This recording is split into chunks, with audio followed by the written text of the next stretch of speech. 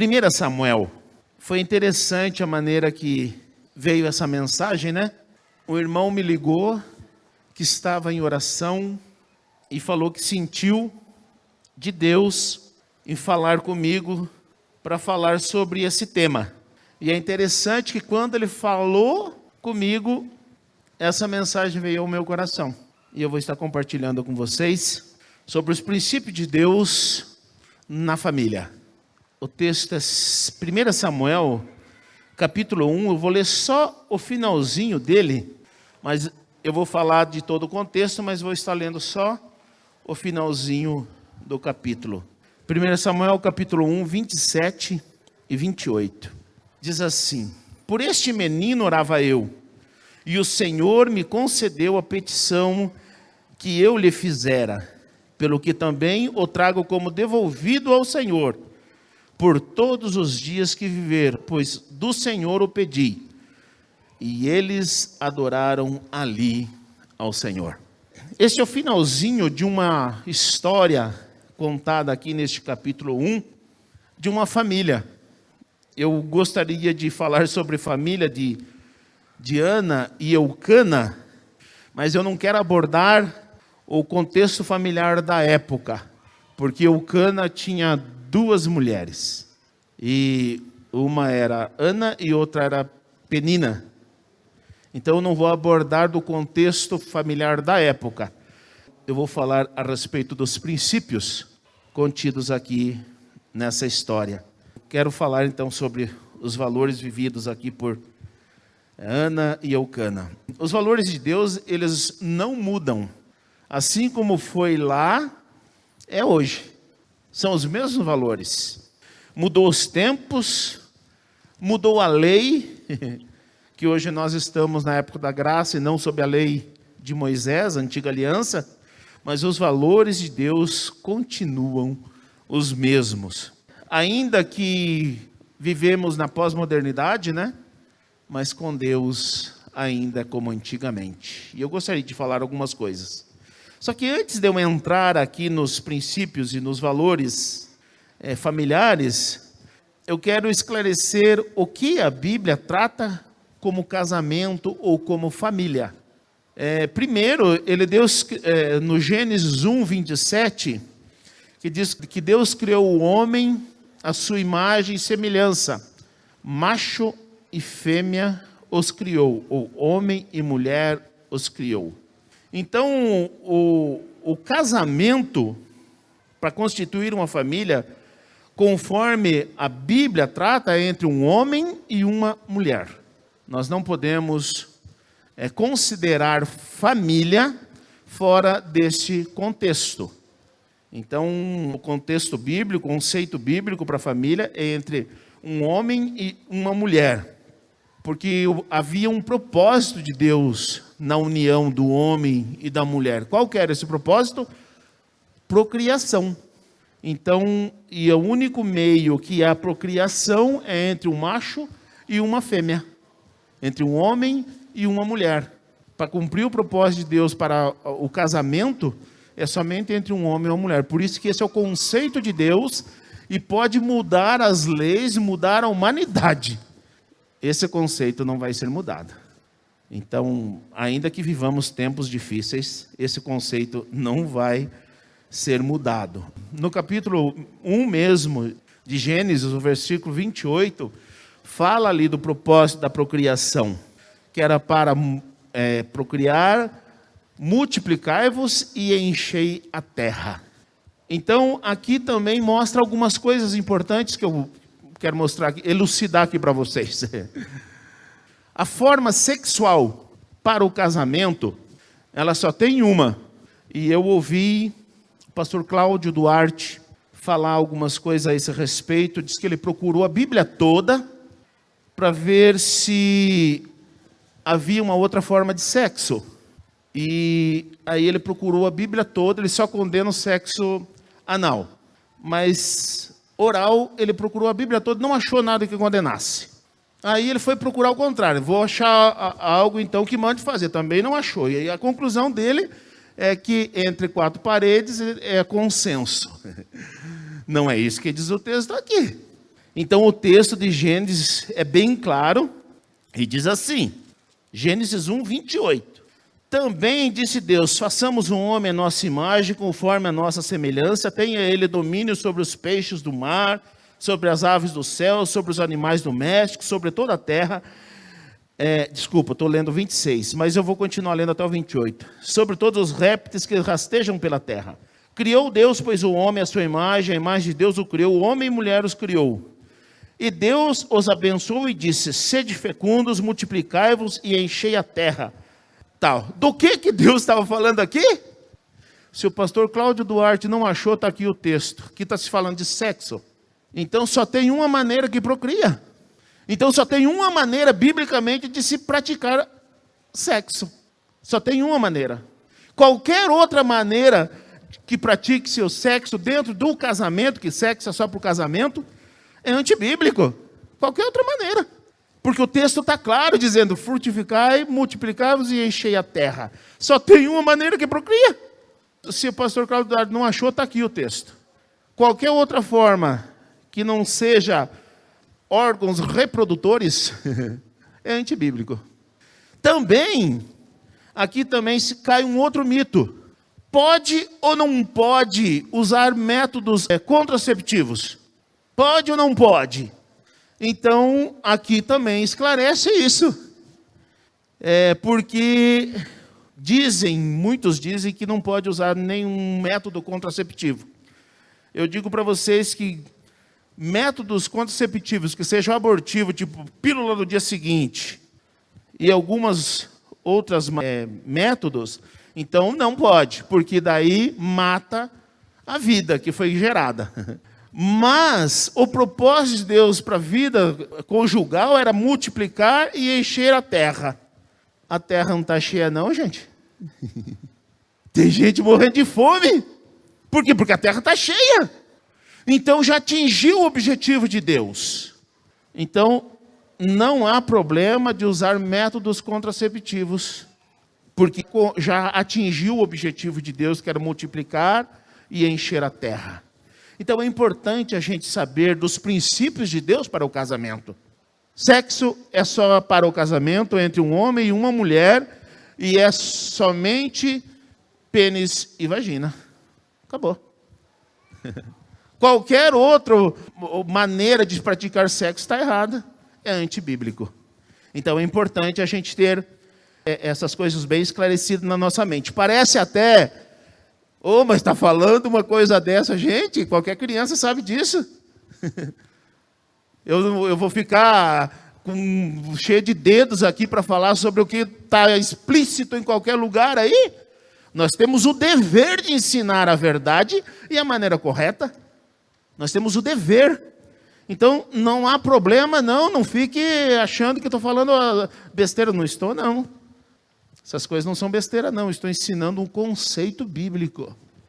Então, para Deus, casamento é só entre um homem e uma mulher. Mas também Deus criou um homem para uma mulher. E quando o texto diz assim, Gênesis 2, do 18 em diante, disse, mas o Senhor, não é bom que o homem esteja só, far-lhe uma auxiliadora que lhe seja idônea. Então, todas as tratativas de Deus em relação à família arremetem para um homem e uma mulher. Então, qualquer outra maneira, outra conjuntura familiar está errada. Um homem para duas mulheres, poligamia, está errado. E aqui nós estamos vivendo, a Ana e o Eucana tinha mais uma, a Penina. Nessa época, era permitido. Mas não é propósito de Deus.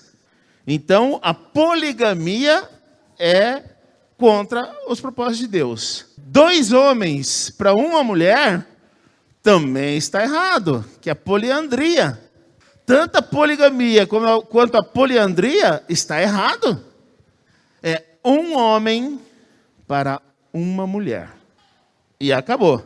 Então, este é o propósito de Deus e que ele, desde o início, ele tratou assim para a família. Então, Qualquer outro formato familiar está errado. É antibíblico. Também no Gênesis 2, do 21 em diante, diz assim: Então o Senhor Deus fez cair pesado sono sobre o homem, e este adormeceu. Tomou uma das suas costelas e a fechou o lugar com carne. E a costela que o Senhor Deus tomara ao homem, transformou-a numa mulher. E lhe a trouxe, e disse ao homem: Esta, afinal, é osso dos meus ossos, e carne da minha carne. Chamar-se-lhe-á varoa, porquanto do varão foi tomada. Por isso, deixa o homem pai e mãe, e se une à sua mulher, tornando-se os dois uma só carne. Então é importante nós entender que para Deus o conceito familiar, o casamento é indissolúvel. Indissolúvel. Então nós precisamos entender essas coisas. A mulher, ela saiu do homem. Agora o propósito de Deus é que o homem complete a mulher e a mulher complete o homem. No casamento também não há hierarquia. E é nisso que há muitos enroscos. Os dois estão na mesma missão. Submissão é debaixo de uma missão. E isso tem muitas complicações no meio familiar, porque há homens que pensam que são dono das mulheres, ou mulheres acham que são dono dos homens. Não é isso. Eles estão na mesma missão. E quando diz que no capítulo 3, que o governo Deus entregou ao homem, ele não colocou a mulher num patamar inferior. Ele só definiu a missão de cada um. Então, no casamento não há hierarquia. Casamento é como uma equipe. É como uma equipe. Cada um tem a sua função na família. Mas o governo, então, isso é claro, Deus determinou no capítulo 3:16 que o governo é do homem. O homem que governa a casa. É o homem, vou ler até o texto aqui. E a mulher disse: multiplicarei sobremodo o sofrimento da tua gravidez, em meadores darás à luz filhos, o teu desejo será para o teu marido, e ele te governará. É governo, ou domínio, em outras traduções. Mas isso não é hierárquico, é definição de função.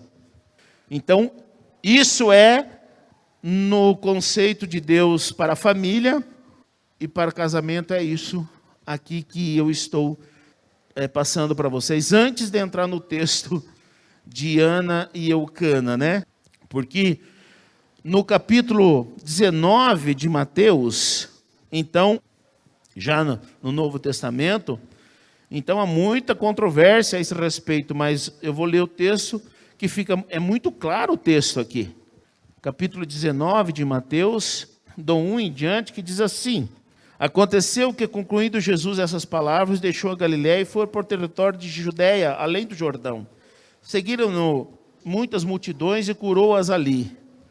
Vieram a ele alguns fariseus, experimentavam, perguntando: é lícito ao marido repudiar a sua mulher por qualquer motivo? Porque era isso que dizia a lei.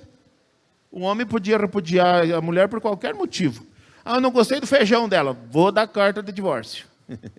Qualquer motivo, dizia a lei. E então respondeu ele: não tendes lido que o Criador, desde o princípio, os fez homem e mulher? Vê que Jesus desconversou o que vieram perguntar para ele.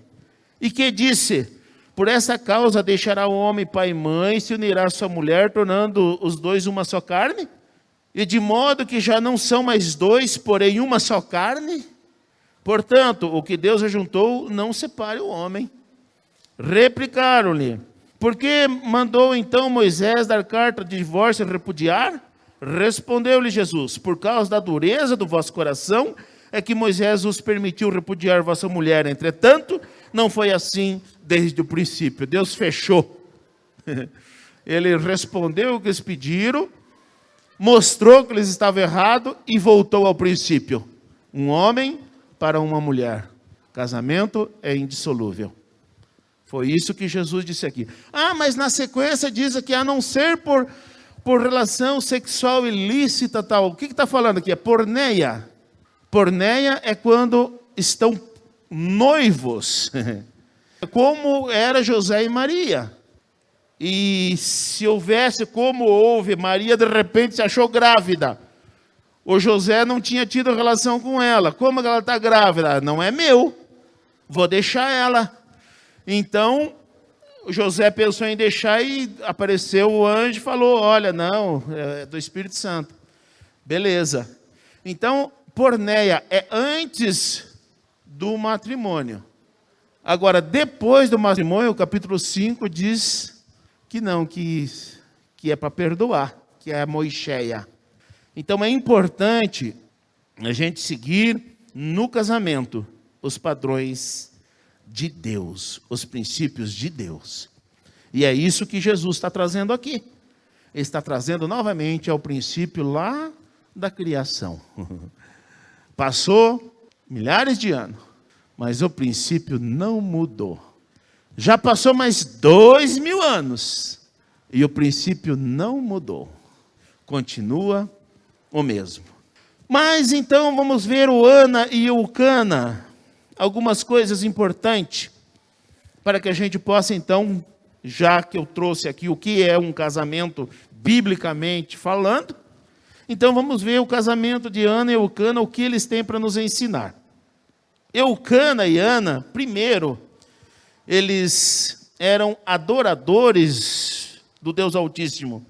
Eles viviam uma vida de fé, de prática, ano após ano eles subiam para sacrificar a Deus, porque era assim que se fazia na época.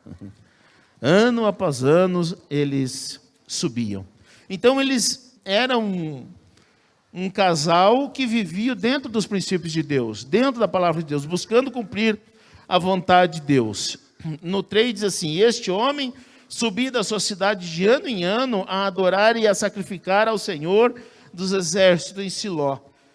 Estavam ali 2 filhos de Eli, Ofni e Finéias, como sacerdotes do Senhor. Daí o 7 diz assim, e assim fazia ele de ano em ano, e todas as vezes que Ana subia à casa do Senhor, a outra irritava pelo que chorava e não comia. Desde a época, tinha problema. Tinha problema no casamento, mas eles procuravam aqui viver uma vida de adoração a Deus.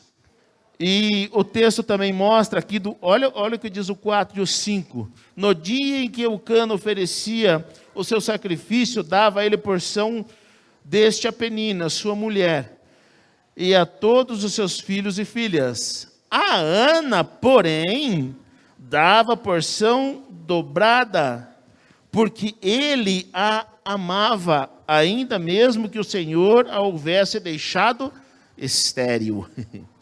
Então, Eucana, ele amava a mulher, mas ele não apenas amava, ele demonstrava amor por esta mulher, independente da condição que ela tinha. Ela era estéril. E ser estéril nessa época era terrível, porque ela era considerada amaldiçoada. Uma mulher que não tinha filhos era considerada amaldiçoada. E independente se a sociedade considerava Ana amaldiçoada, ou Eucana amava essa mulher. E se a Penina e seus filhos ele oferecia o sacrifício, para Ana ele mostrava o seu amor, ele dava porção dobrada. Então é importante que no casamento haja demonstrações de amor. O marido, ele não basta só dizer para sua esposa, eu te amo. Não, a esposa não basta somente dizer para o seu marido, olha, eu te amo. Não, precisa haver demonstração de amor. E a demonstração de amor se dá em pequenas coisas muitas vezes. No seu dia a dia. Não é só de ano em ano, é no dia a dia. Mandar um buquê de flor no aniversário é ótimo. Dar um presente, um sapato, uma meia no aniversário é ótimo. Mas só isso? Não, não. Precisa haver demonstração de amor diária. E nesse corre-corre que nós estamos, os nossos filhos, eles não têm visto demonstração de amor de um para com o outro. E sabe o que acontece? Isso vai afetar lá na frente, no casamento deles.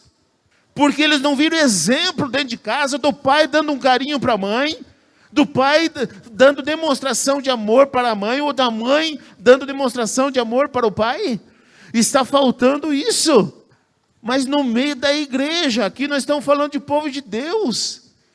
Então no meio da igreja nós não podemos viver uma vida no corre-corre sem demonstrar amor um para com o outro. Também nós não podemos colocar empecilhos, porque muitas vezes o pai coloca o filho na frente da mãe, ou a mãe coloca o filho na frente do pai. Não pode. Sabe quem que é o primeiro e que Deus vai cobrar a tua responsabilidade? Primeiro é sua esposa, primeiro é seu marido.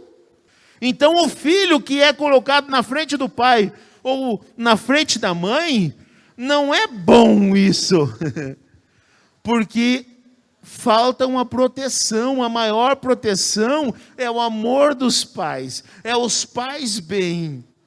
Essa é a maior proteção para o filho. Não é ele ser colocado na frente do pai ou na frente da mãe. E há um grande erro muitas vezes nas famílias. Gente, eu amo meus filhos. Eu amo os meus filhos e eles sabem disso, que eu amo eles. Mas eu amo mais a minha esposa. É ela que eu vou defender. Então, mas eu amo os meus filhos. Isso não quer dizer que eu não faria qualquer coisa para os meus filhos. Não, eu faço sim. Mas eles precisam saber que eu amo a mãe deles. Que eu vou lutar, que eu vou defender a mãe deles. Inclusive para eles. Não venha me falar mal da mãe, não. Que eu vou meter a Bíblia no peito, não vou falar o pé. Mas a Bíblia, meta a Bíblia no peito. Mas isso não quer dizer que eu não amo meu filho. Eu amo sim, mas eu estou dando segurança para eles. Estou dando segurança. Ó, o pai e a mãe estando bem, você está bem, viu? Agora, se o pai e a mãe não estiver bem, vocês estão mal, hein? Então, é importante a demonstração de amor no meio de um casamento, e aqui havia entre Ana e Eucana. E muitas vezes nós estamos errando em coisas básicas, em coisas comuns. Nós muitas vezes não demonstramos o amor que temos um para com o outro. E é um erro nosso, que coloca em xeque toda a nossa família, a segurança da nossa família. Então nós precisamos aprender com o exemplo de Eucana, homem de Deus, dava porção dobrada para Ana. Mesmo que Ana era estéril, era rejeitada pela sociedade ou era criticada pela sociedade, mas para Eucana ela era a mulher, porque ele ia lá diante de Deus e dava porção dobrada por ela. Então são essas coisas que nós precisamos saber que é princípio de Deus, a demonstração de amor entre o casal. Nós precisamos não só falar de amor, mas demonstrar o amor. E aí, continuando o texto aqui, diz assim, versículo 4. No dia em que Eucana oferecia sacrifício, ele dava a porção Penina, a mulher e todos os filhos, mas a Ana dava a porção dobrada, porque ele amava, ainda que o Senhor houvesse deixado estéril. A sua rival provocava excessivamente para a irritar, porquanto o Senhor havia cerrado a madre. E assim o fazia ele, de ano em ano, e todas as vezes que Ana subia à casa do Senhor, a outra irritava, pelo que chorava e não comia. Mas daí acontecia alguma coisa aqui, olha. Então Eucana, seu marido, lhe disse: Ana, por que choras? E por que não comes? E por que estás de coração triste? Não te sou eu melhor do que 10 filhos? Olha, a falta de visão do Eucana não era só na época, é assim também hoje. O que acontece? Muitas vezes a mulher está se descabelando. E nós, homens, não entendemos porque ela está se descabelando ali, ainda que esteja explícito na nossa cara. Então, mulheres, saiba que esse problema não é de hoje, não. Vem lá do Eucana ainda, viu? Vem de longe, viu? Vem de longe esse problema aqui. E não foi corrigido ainda. E vai continuar sendo assim, viu, meninadas? O Eucana de vocês vai continuar também. Vocês vão se descabelar e ele não vai ver o que está acontecendo. Então não pense vocês que porque vocês estão se descabelando, o marido de vocês vai chegar e vai saber exatamente o que está acontecendo e vai dizer para vocês: ô minha amada, não te sou eu melhor do que 10 filhos? Não entendeu nada do sofrimento da mulher. Muitas vezes, irmãs, você precisa abrir a boca e dizer: ô marido, olha, eu ainda não me descabelei, mas vou me descabelar. Só que o problema é esse. Porque a bolinha de cristal parou de funcionar lá com o Eucana já. Não funcionava lá. A gente não vai saber adivinhar por que vocês estão chorando e se descabelando. Havia uma boa intenção do Eucana? Havia. Mas ele chutou a canela da Ana. Pela madrugada, chegar no momento daquele, sabendo que a esterilidade dela causava uma má impressão na sociedade. E ele sabia que ela ia ali para buscar um filho. E ele chegar e dizer: por que está chorando, mulher? Ele demonstrou que sabia por quê. Porque ele disse: não te sou eu melhor do que 10 filhos. Ele sabia que ela estava chorando por filho, mas ele não sabia por que aquilo incomodava tanto ela. Então, gente, não confie na bolinha de cristal um do outro. Abram a boca, sejam claros nos seus sentimentos. Porque senão vocês vão colecionar mágoas, dores, tristezas. Mas o Eucana deixou de ser homem de Deus porque ele não entendia os sentimentos da Ana? Não. Ana deixou de ser mulher de Deus porque estava se descabelando aqui por um sentimento? Não. Continua sendo mulher de Deus. Mulheres de Deus e homens de Deus muitas vezes não conseguem entender o sentimento do seu cônjuge. E vocês precisam saber disso. Então, não confie na bolinha de cristal. Abram a boca e falem. Abram o coração um para o outro. Digam: eu estou sofrendo por causa disso. Eu estou sofrendo por causa daquilo. Falem. Não fiquem apenas contristados ou se descabelando, porque senão não vai funcionar. Continuando o texto, aí a partir do 9... diz assim: após terem comido e bebido em Siló, estando Eli, o sacerdote, assentado numa cadeira junto ao pilar do templo do Senhor, levantou-se Ana e com amargura de alma orou ao Senhor e chorou abundantemente. E fez um voto dizendo: Senhor dos exércitos, se benignamente atentares para a aflição da tua serva, e de mim te lembrares, e da tua serva te não esqueceres, e lhe deres um filho varão, ao Senhor o darei por todos os dias da sua vida, e sobre a sua cabeça não passará navalha.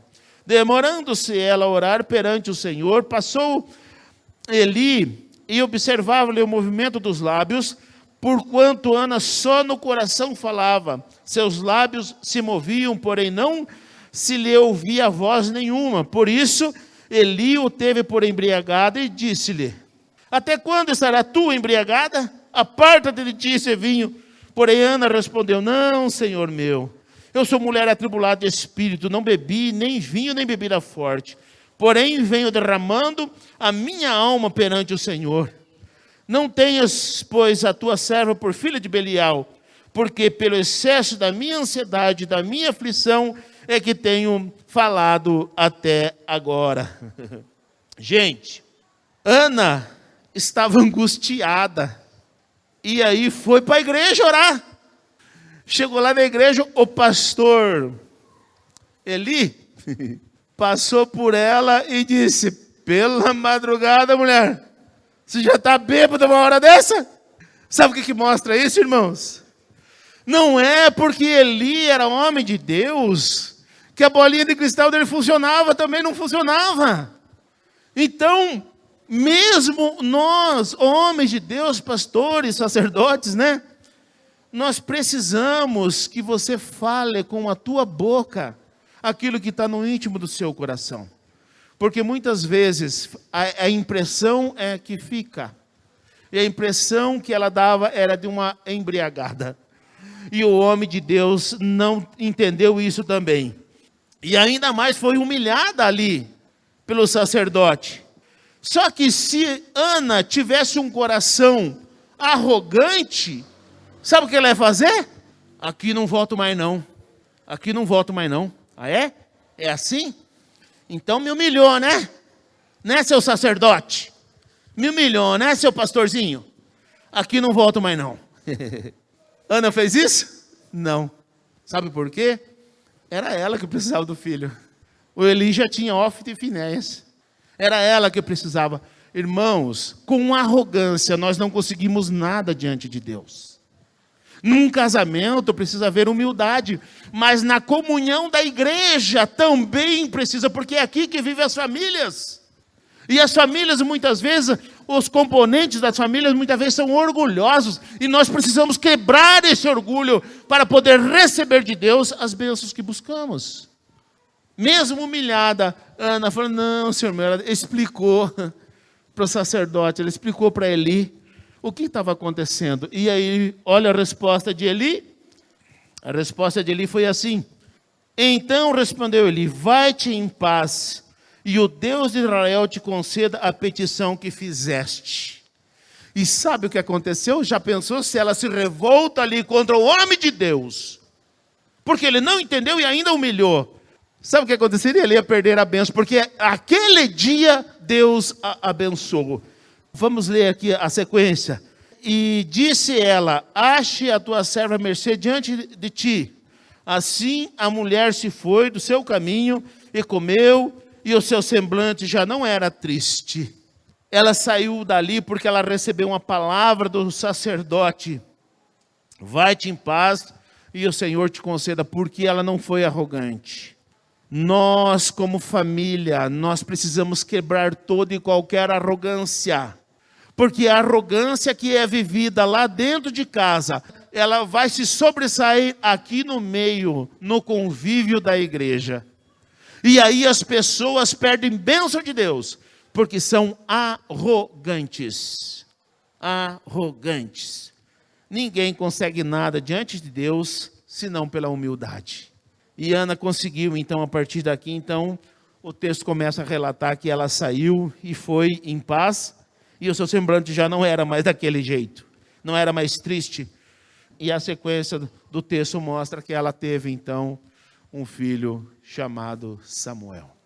Ana desejava esse filho, mas ela desejava esse filho, sabe por quê? Para agradar o seu marido. Ela queria esse filho para agradar o seu marido.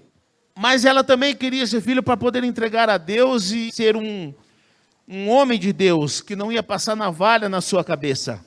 O que isso nos mostra, irmãos? Que quando uma esposa, ela busca algo para agradar o seu marido, ela também estará agradando a Deus. Ela vai fazer algo com humildade, não vai fazer com arrogância. Ela vai fazer na submissão, não vai fazer na insubordinação. Então, quando o marido ou a mulher buscam algo para agradar o seu cônjuge, por certo está agradando a Deus também.